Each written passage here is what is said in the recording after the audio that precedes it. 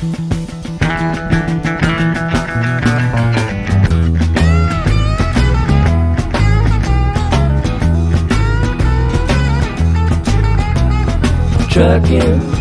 got my chips cashed in. Keep trucking, like the Doodah Man. Together, more or less in line. Just keep trucking on. Truck is a Yeshiva League championship coach, cutting down the nets 3 times. A 3-time Yeshiva League coach of the year, dubbed the David Dinkins of coaching for his nice guy persona. A 2-time Hall of Famer, both as a coach and contributor. Only a left hand prevented him from being inducted as a player too. And most recently, he reached the pinnacle of halls, making it to the Hall of Fame of Holy Matrimony.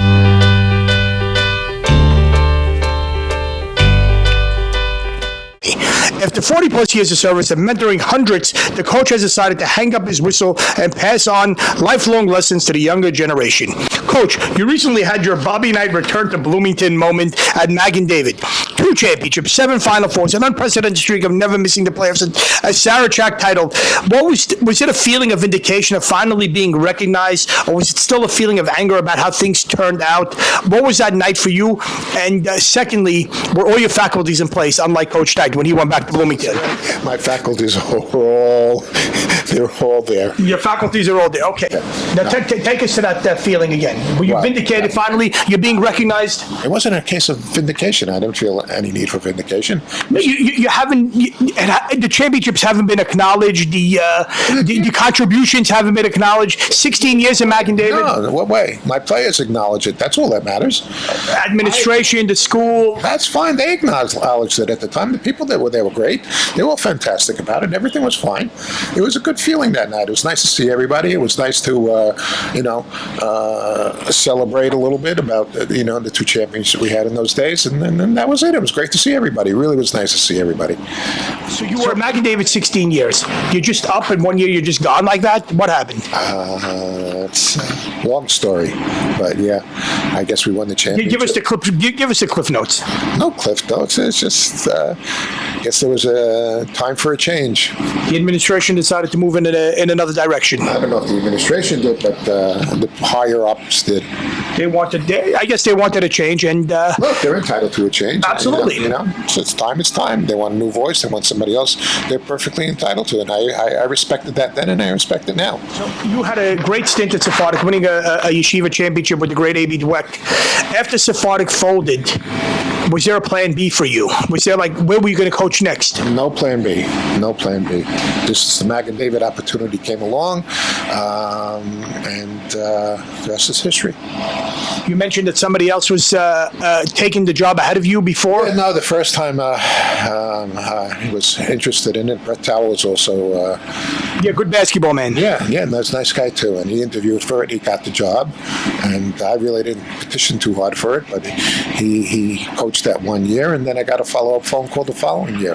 What role did Danny Mizrahi have in this coaching change for Magen David? I have no idea. You have to ask him. I heard he worked tirelessly behind the scenes. Did he? Then I'm very grateful, yeah. Were you offended that you were not the school's first choice, that allegedly H.L. Katz, Harold Katz, the godfather of basketball? I'm going to make him an offer he can't refuse. Basketball?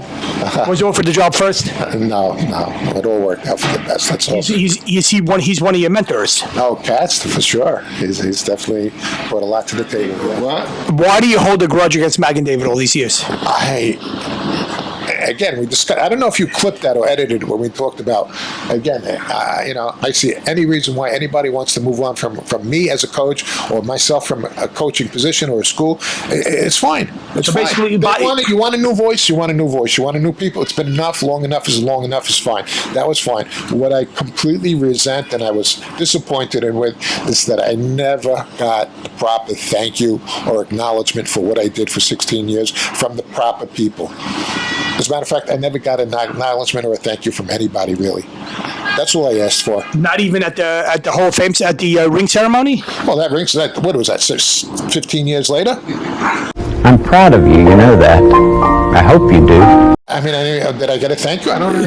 Thanks, but no thanks. What about from people that were in the administration? I'm not talking about the teachers. I'm talking the executive administration or the people on the board. Just a phone call would have sufficed. Hi, Morris. We understand it's time to move on, but just a thank you. That's all I was there looking for. Just a thank you. Just a little token of appreciation. That's it. Some sort of recognition of the good. No, not only was I the basketball coach at Magen David for 16 years, I was kind of, You're involved with the kids. You're involved in the kids' life. All the other sports I got involved, I tried to help out when I can. I was always there for them. All I wanted was a thank you. That's all I wanted. The coaching. There is no price. No price? No. Is there a price? Who would want it? Everybody has a price, of course. No. What? I said no. Why not? I don't want to. Who would want me? Maybe YDE, I maybe Flatbush, Magen David, somebody, I don't know. I don't think they would want me. What? They want somebody. What kid wants to be coached by a 60-something-year-old? Doesn't matter. A lot of Rick Pitino's 70. Oh, that's right. So, I mean, I'm not saying you're Rick Pitino, coach. No offense. I would never say no, but I don't never see that. Micromanaging the games on this stat here, plus minus, and when this guy was on the floor. I mean, Lupinella said about stats. Lupinella? Yeah. He said stats are like a bikini. They show a lot, but not everything. Hey, that's a good quote. I like Lupinella too. Yeah, overrated. Big Yankee fan, Trevor. Yeah, that's for sure. No, we did some scouting. We knew our opponents, but it's mostly. I just tried to concern myself with my guys, my team, what we're doing, not so much as what the other team is doing. Any regrets as to what you could have done more, could have been more successful, could have won more? Any missed opportunities that you think you had over your coaching career? No, but there's one game that stands out that. It was a semifinal game against Hafta. I think we were up 11-2. And that's the game where Buddha dunked in the pregame, and we got a technical. And we won. We actually won, Sarachik tournament that year. We should have won the championship that year. That game hurts the most.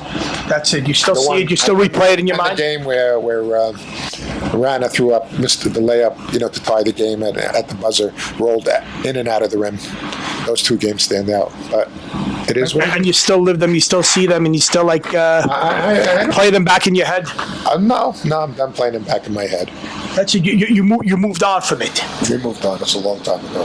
Why did you throw the game against HL Cats at the Sarachek tournament? Well, first of all, it was a consolation game. Let's remember that. But still, it's you're coaching for pride. But go ahead. Second of all, the kids wanted it too. They didn't want to play a triangle 2 or something like that. They wanted to do mano a mano. They wanted to enjoy themselves, have fun. And there was a lot of people in the stands. Tamir wanted to put a show on. Coach wanted to see it. There was no problem. It was a consolation game. It never occurred to you to beat your mentor, to beat him, previously in the previous game he was upset by Hafta, by Rabbi Beitler. Yes. They held the ball against him. Yes, but it doesn't. You were too kind to Coach Katz. He deserves thank you. He deserves that. Yeah. Would you think he would have done the same thing for you? It doesn't matter. It was a consolation game. What's the problem? It doesn't matter. You want to win. A win's a win, right? We had a question from the audience real quickly. Who was your best branch from your coaching tree? Your best assistant you ever had? My best is, of course, Danny's number one. That's you can't No, answer that's that not question. that's not an easy question. But he was coaching before I was. This question actually came from Halawani, Bruce Wani. Halawani, no question about it, said that he would be the number one, the fan favorite of yours. Maybe he is. Yeah. He said unquestionably. Truck would say that it was him.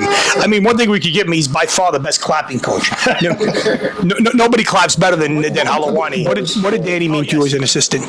Danny meant everything to me as assistant. Loyalty, everything you wanted. He was unthreatening. Unthreatening, yes. Loyal, always there, knowing what to do, knowing what to say, knowing how to work the game. He was terrific. Best you can ask for. Better than Bruce Wani. Who? Halawani. They're different. They bring different roles to the. Like I said, the only thing Halawani does better is clapping better. On your first team, the Sephardic Sonics, you were almost a kid's age. You were 22, 23? A little older. I was 24. 24, co-coaching with Stevie Catan. Yeah. The dynamic is, who's the brains behind the operation? Now you could say it out loud. We both were the brains. Stevie took a little more head that role in the X and O's, and I took a little more in the off court, in the disciplinary and the conditioning role. But Do you think he would have made a great coach, Stevie, had he continued with it? oh, no doubt. Oh, no doubt. Stevie has a good basketball mind, and he's a great guy. So he would have been fun. But he didn't have that. He didn't have the time. Nor I don't think he had the.